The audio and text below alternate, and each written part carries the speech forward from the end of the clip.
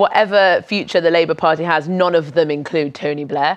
And I think his speech is really badly behaved, actually, because it's just divisive. Like, at a time when Labour is struggling and they're looking in at what they need to do, to come in as a past leader and then just say, actually, everything you've done was rubbish. How is that helpful at all? It just sparks all of the media kind of hatred to it. I just don't think it's helpful. I think he's been badly behaved. It's because his words were tough. He said we were just a far-left sect with cult trimmings, and the result has brought shame on us. But he's been hating on Jeremy Corbyn, because that whole speech was an annihilation of Jeremy Corbyn, wasn't it? He kind of used it to have so many digs at him, which he's been doing for years. Like, this is not new. But I think it's like, you know, when you're a part of a club, there's a code. There's just a code that you can all tell each other internally how bad you are, and you can rip each other to shreds. But when you go out there, try not to do it publicly. Mike, would you send for Tony? No, not at all. I almost agree with Salma, although I thought you might have had more sympathy with him. But, I mean, Tony Blair's the consummate politician.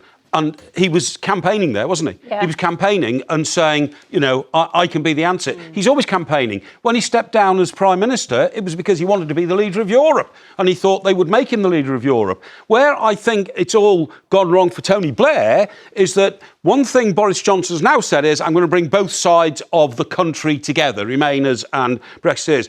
Tony Blair left a massive vacuum, didn't he, for pure socialism in this country when he got into power and actually adopted a lot of policies which could quite easily have been Conservative policies. Yeah, but it may be that only Conservatives can win elections in this country. Well, I think that's going to be the case for the next 10 years. Well, yes, but then in that case, get the Labour Party to be led by a Conservative again. Well, no, but what I'm saying...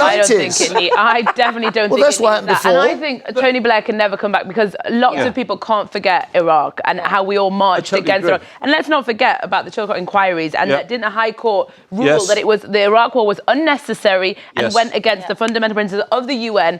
I don't know how we can just sit there and watch him and be like, oh, well, Tony Blair's making a valid point. One simple answer. He won elections. That's it. Carol. I voted for him at the time. Did you? I thought he was a breath of fresh air. So 3 elections, 97, 2001, 2005? Twice I voted for him. OK.